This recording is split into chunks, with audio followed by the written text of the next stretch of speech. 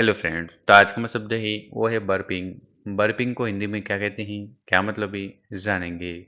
Burping मतलब डकार लेना, गैस निकालना। पहले उदाहरण समझते हैं।